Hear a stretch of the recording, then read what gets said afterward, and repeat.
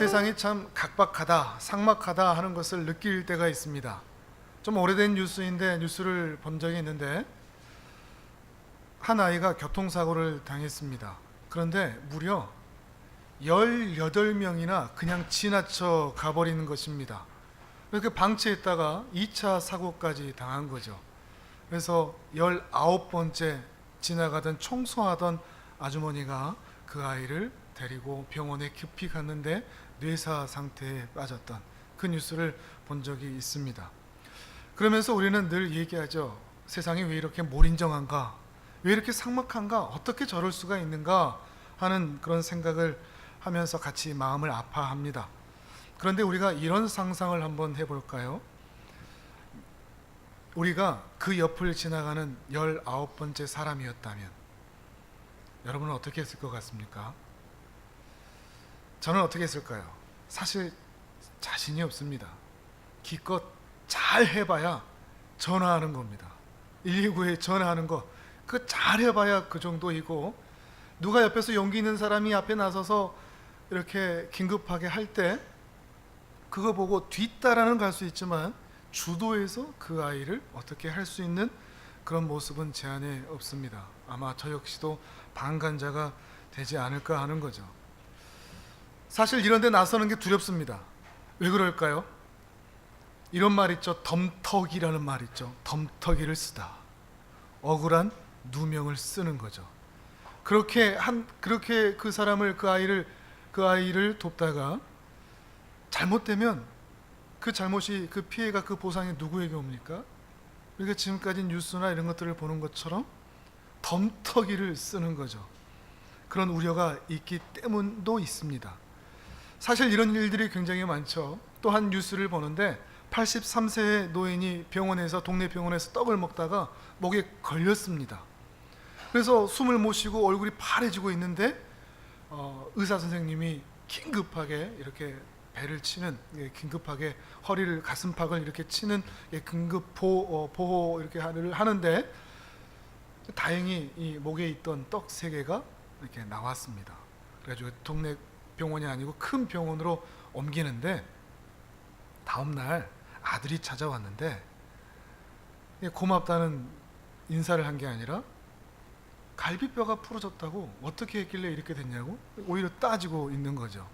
그래서 그 의사가 본인도 놀라지만 그렇게 하다 보면 그럴 수 있으니 생명을 살리는 게 더 중요하니 그런 일이 있을 수 있다 하고 돌려보냈는데 한 달 뒤에 뭔가를 받습니다. 감사 편지가 아니라 경찰로부터 오히려 통보를 받는데 손해배상 청구, 오히려 그 진료비를 모두 다 물어줘야 하는 그런 일들이 생긴 거죠. 또 최근에는 이런 뉴스도 우리가 보죠. 소방관이 그 집에 불을 끄기 위해서 들어가려는데 문이 잠가 있으면 그 문을 부수고라도 들어가야 되죠. 그런데 그 일이 다 끝나면 감사 편지를 받는 게 아니라 손해배상 청구를 받는, 헷갈립니다. 의사도 헷갈리고 소방관도 헷갈립니다. 덤터기를 쓰게 되는 그 일들을 보면서 그래도 그 사람들은 직업이니까 어쩔 수 없습니다. 다음에 그런 일들이 생기면 또 해야 됩니다. 그런데 우리는 어떨까요? 우리는 남의 불행에 개입해야 됩니까? 남이 싸우고 있으면, 누군가 맞고 있으면, 누군가 쓰러져 있으면, 누군가 교통사고를 당했으면 참견해야 됩니까? 그러다가 덤터기를 쓰지 않을까? 이런 염려가 우리 안에 있지는 않습니까? 이러다가 또 평생 방관자가 되는 것은 아닌지, 이렇게 인정 없는 시대에 나 역시도 살아가는 모습에 괴로울 때가 있는 겁니다. 교회 사무실에 앉아 있다 보면 술 취한 아저씨들이 가끔씩 지나갑니다. 그러면서 차비하겠다고 꼭 차비라고 그럽니다.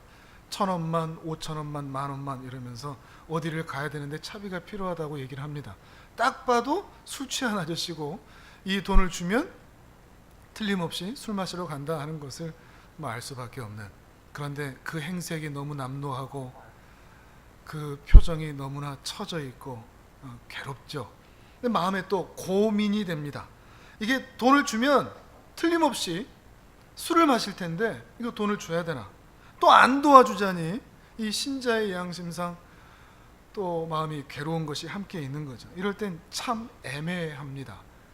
물론 이 답은 없는 것 같습니다. 도와줘야 된다, 안 도와줘야 된다, 갑론을박 말할 수는 있지만 그때 하늘의 지혜를 구하며 잘 분별하는 수밖에 없는 것 같습니다.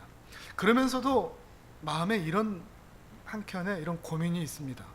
정말로 저 사람이 술을 마실까봐 안 도와준 건지, 아니면 내 지갑에 있는 돈이 아까워서 안 도와준 건지.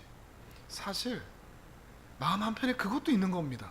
술 마실까봐 안 도와준 적도 있는데, 또 한편 아까워서, 핑계는 저 사람이 술 마시니까 내가 안 줘 라고 얘기하지만 사실 내 안에는 내 돈이, 내 지갑에서 내 돈이 나가는 것에 대해서 아까워서 도와주지 못하는 그런 이기심, 욕심이 우리 안에 동일하게 있는 것입니다.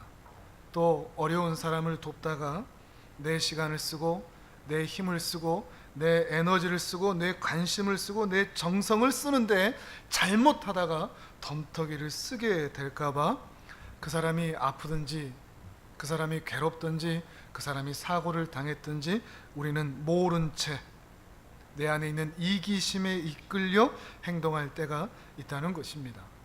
오죽하면 2008년에 법이 하나 제정됐는데 착한 사마리아인 법이란 이 법이 만들어졌습니다. 다른 사람의 생명을 구하다가 덤터기를 쓰게 되는 그런 사람들을 보호하기 위해서 형사상의 책임을 변제해주는, 그런데 또 애매합니다. 민사상의 손해배상은 여전히 또 남아있는, 그래서 다른 사람의 외면을 방지하기 위한 것으로 이 법을 만들기까지 했습니다. 그런데 최근에는 이 법조항에 위급한 생명의 위기 속에서 돕지 않았을 때는 오히려 또한 처벌해야 된다, 이런 법이 또한 추가되기도 했습니다. 실제로 얼마 전에 그런 일이 있었죠. 공항으로 이 택시가 가고 있는데 택시기사가 갑자기 심정지가 왔는데 뒷좌석에서 골프를 치러 가고 있는 그 사람들은 골프 가방만 짊어지고 그 사람을 놔두고 가버린, 그래서 사회의 지탄을 크게 받았던. 근데 처벌을 할 수가 없는 겁니다. 법에는 그런 게 없으니까, 방관해도. 그래서 이 법에도 더 강하게 해야 된다. 좀 씁쓸하죠. 법으로 정해놔야 다른 사람을 돕는 그런 시대가 되어버린, 이기적인 욕심에 이끌린 그런 시대가 되어버린 것 때문에 우린 매우 씁쓸합니다. 그런데 세상만 그런가요?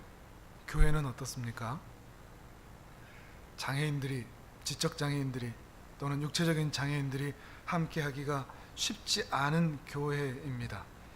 노숙자, 사회적인 약자들, 교회에서 천대를 받고 뒷전이기가 쉽습니다.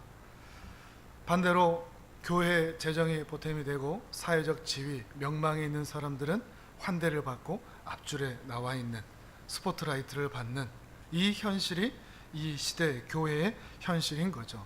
교회마저 너무나 세상을 닮아가고 있습니다.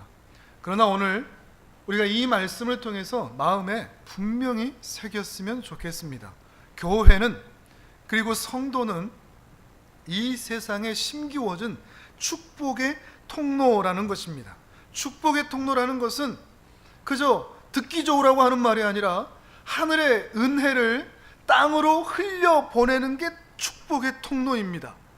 그런데 우리는 이것을 오해합니다. 저수지로, 내가 그런 축복을 누리는 것으로. 축복의 파이프, 축복의 통로는 그 물을 머금고 있지 않습니다.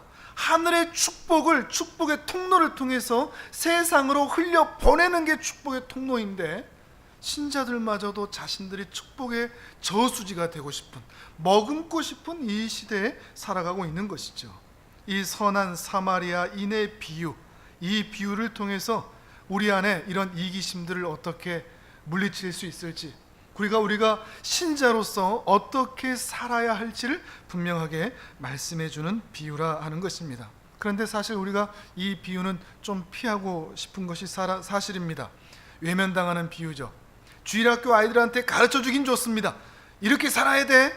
아이들한테 얘기해 주기는 좋은데 내가 그렇게 살고는 싶지 않은, 내 자신이 이렇게 선한 사마리아인으로 살아내기는 쉽지 않은 그런 비유이기도 합니다. 그래서 듣고 싶지 않은 설교이기도 하죠. 어떤 사람은 또 이 비유를 도덕적으로 해석하려고도 합니다. 착하고 좋은 일 많이 하면 천국 간다. 그러니까 천국 가고 싶으면 좋은 일 많이 해라. 선한 사마리아인처럼 좋은 일 많이 하고 착한 일 많이 하면 너희는 천국에 갈 수 있다. 천국에 가려면 좋은 일 많이 하면 된다라는 식으로만 이 비유를 생각하는 사람들도 있습니다. 그러면 불교하고 무속신앙하고 로마 가톨릭하고 우리가 무슨 차이가 있습니까? 그런 바른 내용이 아닙니다. 진실로 하나님께서 사용하시는, 그리고 하나님께서 기뻐하시는 축복의 통로가 되려면 이 두 가지가 분명해야 됩니다. 이 파이프가 어디를 향해 있는가? 수도 파이프도 보십시오. 수도 파이프는 물 근원과 연결이 되어 있어야 됩니다. 그래야 그 물이 흘러나오죠. 그래서 수도 파이프의 반대쪽은 어디와 연결이 되어 있어야 되죠? 수도 꼭지와 연결이 되어 있어야 됩니다. 수도 파이프는 물 근원에서 세상으로 흘려 보내주는 그 중간 파이프 역할을 하는 거죠. 축복의 통로도 마찬가지라는 겁니다. 우리의 한편은 하나님과 분명히 맞닿아 있어야 합니다. 하나님의 은혜를 내가 받아야 됩니다. 그 은혜에 우리의 한쪽이 분명히 붙잡혀 있어야 됩니다. 그러나 또 한편, 이 반대편은 세상과 연결이 되어 있어야 하는 것입니다. 오늘 이 이야기를 함께 나누어 보고자 합니다. 오늘 본문을 보면 한 율법사가 예수님께 나와서 질문을 하는데 매우 예수님을 시험하기 위한, 무너뜨리기 위한 그런 질문이라고 얘기를 합니다. 선생님, 제가 어떻게 해야 영생을 얻겠습니까? 이 질문은 자신들은 이미 영생을 얻는 사람이라고 하는 확신 속에서 질문하는 겁니다. 넘어뜨리려고 하는 이야기죠. 니까짓게 뭐라고 얘기하는 거 보자 라고 얘기하는 것입니다. 그런데 예수님께서는 그 질문에 휘말리지 않으시고 오히려 되려 물어보셨습니다. 율법에는 뭐라고 쓰여 있느냐? 그리고 너희가 회당에서는 무엇이라고 읽느냐? 그러자 율법사가 아주 즉각적으로 분명하게 대답을 하죠. 마음을 다해, 목숨을 다해, 뜻을 다해, 힘을 다해 주 너의 하나님을 사랑하라고 하셨고 내 이웃을 내 자신같이 사랑하라고 하셨지요. 분명하고 단호하게 즉각적으로 대답을 하였습니다. 그러자 예수님께서 잘 알고 있구나. 그러면 그렇게 행하라 라고 말씀하시면서 선한 사마리아인의 비유를 말씀하신 것이죠. 이 율법사, 그리고 이 율법사를 중심으로 하는 이 유대인들은 이 말씀을 너무나 당연하게 여겼습니다. 하나님의 율법은 뭔가? 우리가 어떻게 살아가면 되는가? 하나님을 사랑하고 이웃을 사랑하면 된다. 그런데 이들은 자신들은 그렇게 살고 있다고 확신을 했습니다. 예수님의 이 말씀이 새로운 게 아닌 겁니다. 우리 다 아는 건데, 우리 그렇게 이미 살고 있는데, 나 이미 그렇게 살고 있는데 라고 확신하면서 대답한 것입니다. 이 율법사는 말이죠. 안식일을 지키고 있습니다. 하나님께 예배도 하고 11조도 하고 모든 율법을 알고 있으니까 그럼 하나님 사랑하는 거지.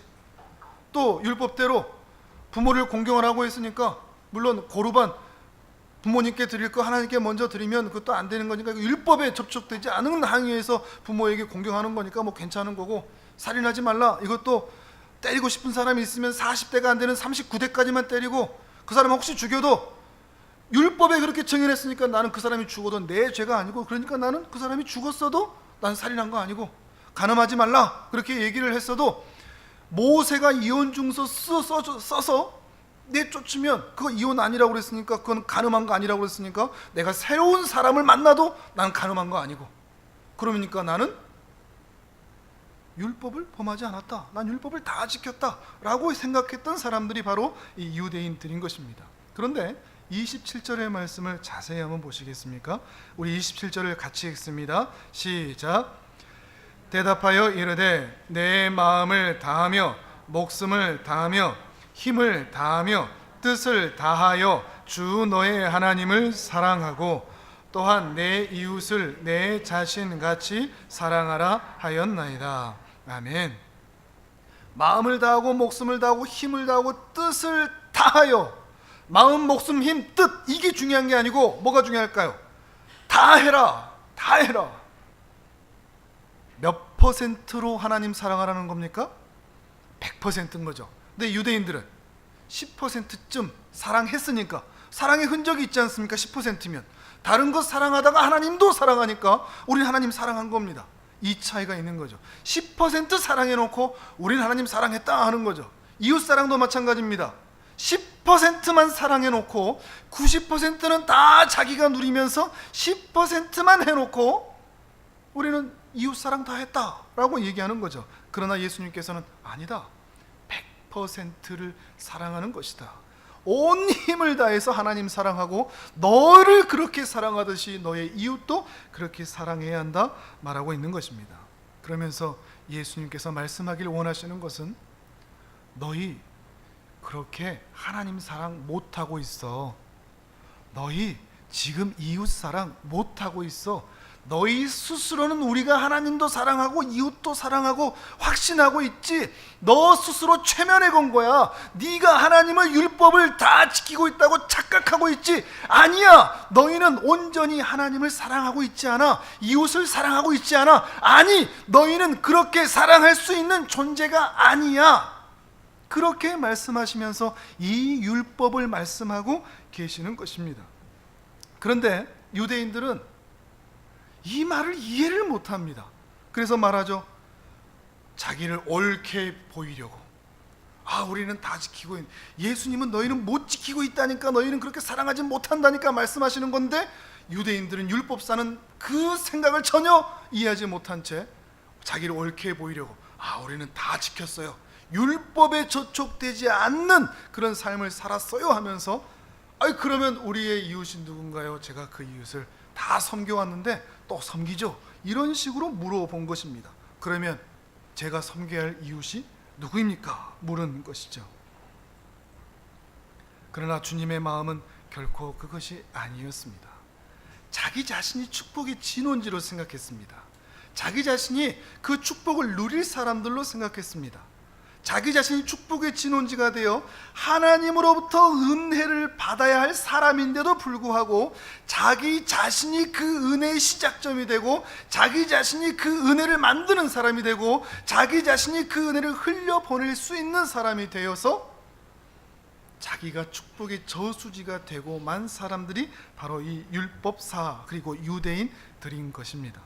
그러나 예수님께서는 뒤이어 나오는 사마리아인의 비유를 통하여서 아니야, 너희가 본래 어떤 사람인 줄 알아?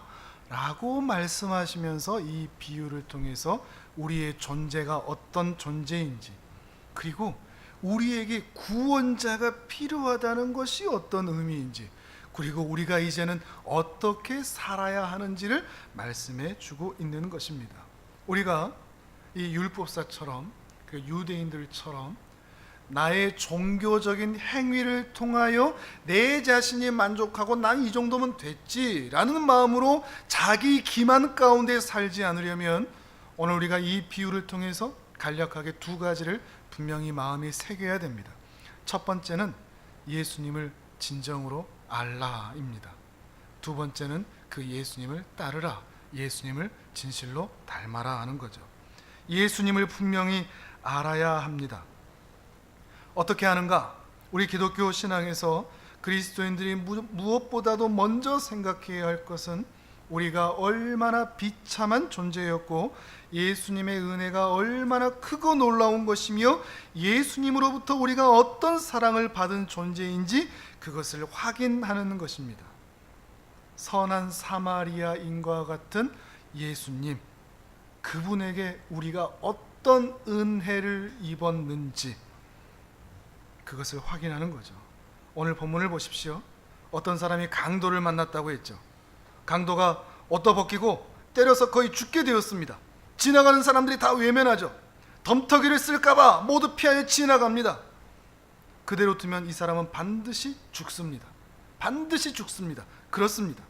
선한 사마리아인이 아니었다면 이 사람은 죽었습니다.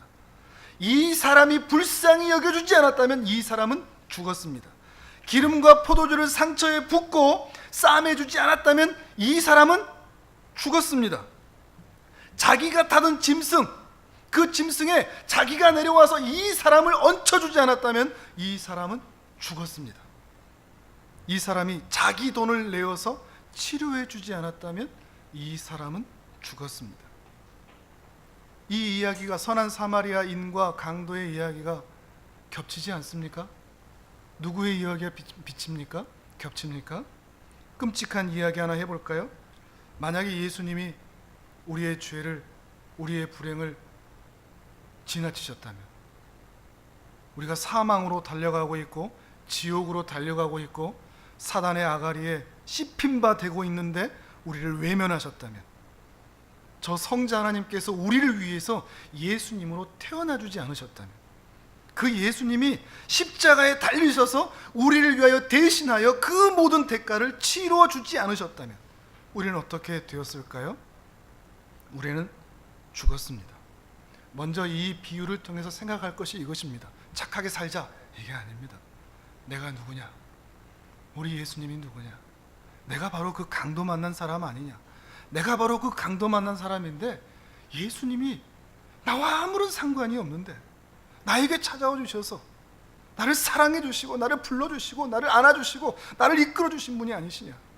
내가 그렇게 비참한 존재였다는 것을 확인하는 것입니다.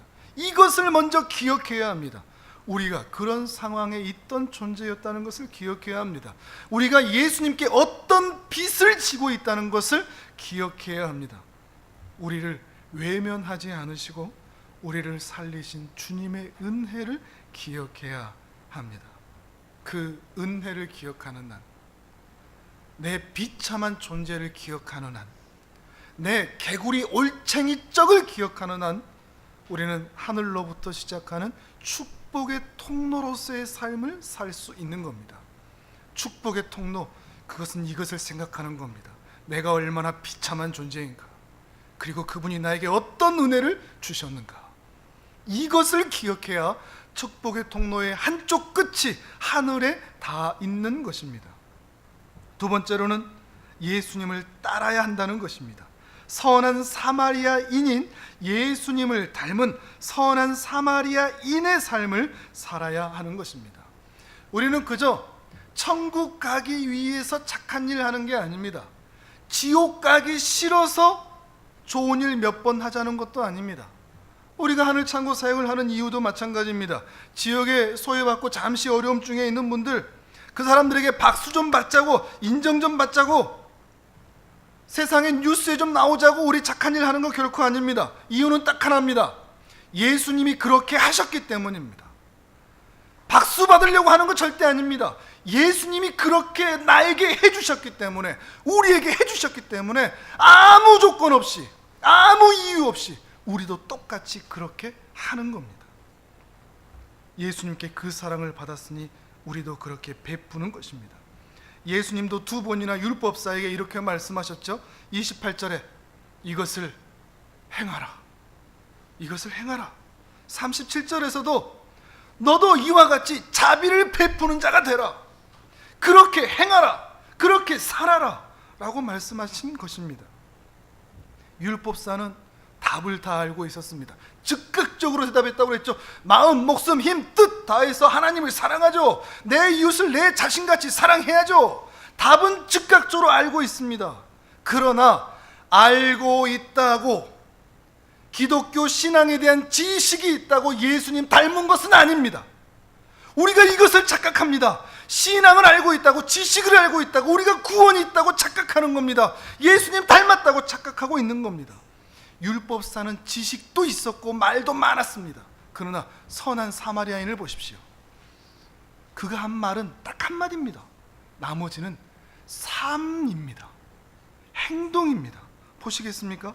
31절 이하에 보시면 제사장이 보다가 피하여 지나가고, 32절에서는 레위인도 보고 봤는데 보고 피하여 지나가고, 목사님도 피하고 장로님도 피하고 그리스도인도 피하고 외면하는데, 못 본 채 하는데, 덤터기 쓸까봐 귀찮아질까봐 못 본 척합니다. 그러나 선한 사마리아 사람은, 그리고 예수님은, 그리고 예수님께 그 은혜와 사랑을 입은 자는 강도 만난 사람을 보고 불쌍히 여깁니다. 예수님이 우리에게 불쌍히 여겨주신 것처럼 우리도 이 시대에 강도 만난 자들, 소외받은 자들, 그들을 불쌍히 여기는 것입니다. 불쌍히 여기는 것으로 끝나지 않았죠. 그 피가 철철 흐르는, 말도 못하는 그 강도 만난 사람에게 가까이 갑니다. 34절에 그러죠. 상처를 만집니다. 붓습니다. 싸매줍니다. 자기 짐승에 자기가 내려오고 자기의 짐들도 내려놓고 그 사람만 태워줍니다. 자기는 걸어가고 자기는 그 짐을 지고 그 사람을 태워서 주막으로 데리고 가줍니다. 정성껏 돌봐줍니다. 돈도 다 내줍니다. 삶으로 보여줍니다. 그가 한 이야기는 딱 한마디입니다. 이 사람을 돌봐주세요. 비용이 더 들면 제가 나중에 다시 다 갚을게요. 더 드리겠습니다. 말은 적고 행동이 많은 사람이죠. 예수님의 의도가 무엇이겠습니까? 성경의 박사가 되라, 구호를 잘 외쳐라, 비전을 크게 가져라? 아니죠. 너희도 자비를 베푸는 자가 되라. 자비를 베풀어라. 37절을 우리 같이 읽도록 하겠습니다. 37절 시작. 이르되 자비를 베푼 자니이다. 예수께서 이르시되 가서 너도 이와 같이 하라 하시니라. 아멘. 이 말씀이 여러분의 마음팍에 꽉 박힐 수 있기를 바랍니다.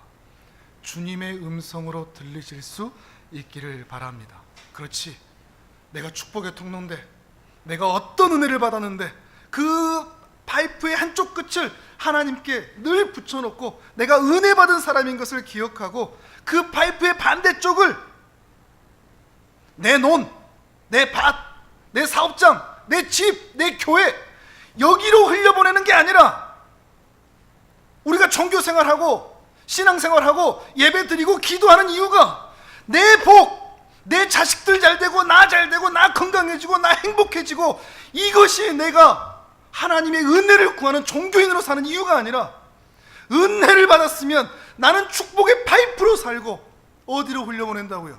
세상으로, 이웃으로 흘려보내는 것입니다. 자비를 베푸는 것입니다. 그 은혜를 내가 가지는 게 아니라 말이죠. 그런데 우리가 얼마나 많은 그리스도인들조차도 내가 잘 되기를 바랍니까? 종교생활하는 이유가 뭐죠? 기도하는 이유가 뭐죠? 헌금하고 예배하는 이유가 사실 뭡니까? 우리 내면에 이렇게 하면 사업 좀 잘 되겠지, 예배 안 드리면 사업이 좀 큰일 날 수 있으니까 하나님께서 승진시켜 주시겠지, 잘 되게 해주시겠지, 이런 마음이 사실 우리 안에 있지 않습니까? 종교라는 것을 깃대어서 우리 자신을 위해서 사용하고 있다면 이것은 결코 하나님이 기뻐하시는 삶의 모습이, 신앙인의 모습이 결코 아니라는 것입니다. 예수님을 닮은 선한 사마리아인과 같은 사람은 내 것을 기꺼이 다른 사람을 위하여 내어주는 사람입니다. 내 에너지를 쓰게 되더라도, 내 시간을 쓰게 되더라도, 혹 덤터기를 쓰게 되는 억울한 일이 있더라도 기꺼이 섬기는 사람입니다. 자비를 베푸는 사람입니다. 사도 요한은 요한일서에서 이렇게 말을 합니다. 화면을 보면서 4장 7절에서 11절까지 말씀을 우리 같이 읽도록 하겠습니다. 시작. 사랑하는 자들아, 우리가 서로 사랑하자. 사랑은 하나님께 속한 것이니 사랑하는 자마다 하나님으로부터 나서 하나님을 알고, 사랑하지 아니하는 자는 하나님을 알지 못하나니 이는 하나님은 사랑이심이라. 하나님의 사랑이 우리에게 이렇게 나타난 바 되었으니 하나님이 자기의 독생자를 세상에 보내심은 그로 말미암아 우리를 살리려 하심이라. 사랑은 여기 있으니 우리가 하나님을 사랑한 것이 아니요 하나님이 우리를 사랑하사 우리 죄를 속하기 위하여 화목 제물로 그 아들을 보내셨음이라. 사랑하는 자들아, 하나님이 이같이 우리를 사랑하셨은즉 우리도 서로 사랑하는 것이 마땅하도다. 아멘. 하나님의 사랑을 받았으니 그 사랑을 베풀고 사랑하며 사는 여러분이 되시기를 바랍니다. 묻지도 말고 따지지도 말고 분별하되 끝까지 사랑하실 수 있기를 바랍니다. 그러나 제사장, 레위인 이들은 따졌습니다. 구별했습니다. 여기서 이 강도 만난 사람 유대인인지 이방인인지 기록되어 있지는 않습니다.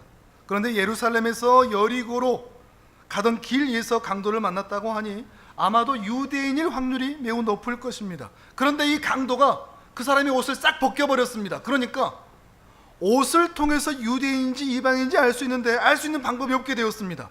또 죽도록 패버렸으니까 말을 할 수가 없습니다. 그러니까 이 사람이 유대인인지 이방인인지 알 수 있는 길이 없습니다. 근데 유대인들에게, 레위인에게, 제사장들에게 이웃은 오직 유대인들 뿐입니다. 이방인들은 지옥의 땔감처럼 여겼습니다. 이들에게 사랑을 베풀지 않아도, 이들에게 긍휼을 베풀지 않아도 율법에 저촉되지 않습니다. 그러니까 저 사람이 유대인인지 이방인인지 모르니까 넘어가도 되는 겁니다. 그렇게 넘어갔어도 이 사람들은 떳떳한 겁니다. 아, 나 몰랐어. 이러면 끝인 것이죠. 또한 다 레위인과 제사장이죠. 그러면 자신이 부정탈까봐, 우리가 레위기에서 공부했었죠. 부정탈까봐, 자신이 부정해질까봐, 내가 이렇게 선을 행하지 못했더라도 나 자신이 부정해질 수는 없다. 나는 거룩해지겠다. 매우 멋져 보이는 신앙인의 모습 같지 않습니까? 그러나 다른 한편에 그의 이기심이 있는 것이죠. 어쩌면 우리도 그렇지 않은지 늘 살피자는 것입니다. 종교인적인 행태가 있는 것으로 내가 그리스도인이라고 만족하시면 안 됩니다. 나 교회 다니고, 나 예배 드리고, 나 헌금도 하고, 나 헌신도 하고, 봉사도 하고, 나 기도도 하고, 나 이런 것 많이 했어. 그것만으로 내가 그리스도인인 것이 아닙니다. 우리의 삶에서 어떻게 살아내는가, 그 축복의 파이프가 하늘에는 다 있는 것 같은데 그 끝이 나에게만 있는, 내 집에만 쏟아지는, 우리 교회만 쏟아지는, 그러나 그 경계를 넘어서서 세상으로 나아가는, 나는 그저 복이 지나가는 파이프인 것으로도 만족하는 그런 삶이 진정한 그리스도인이요 선한 사마리아인의 삶이라 하는 것입니다. 사랑하는 여러분, 덤터기를 쓸까봐, 내 에너지를 쓸까봐, 내 돈이 나갈까봐, 내가 귀찮아질까봐 우리가 마땅히 살아야 할 축복의 통로, 축복의 파이프의 삶을 외면하지 않으시기를 바랍니다. 무엇보다도 다시 한번 말씀드립니다. 여러분의 파이프의 한쪽이 늘 하나님께 가 있으십시오. 그래야만 합니다.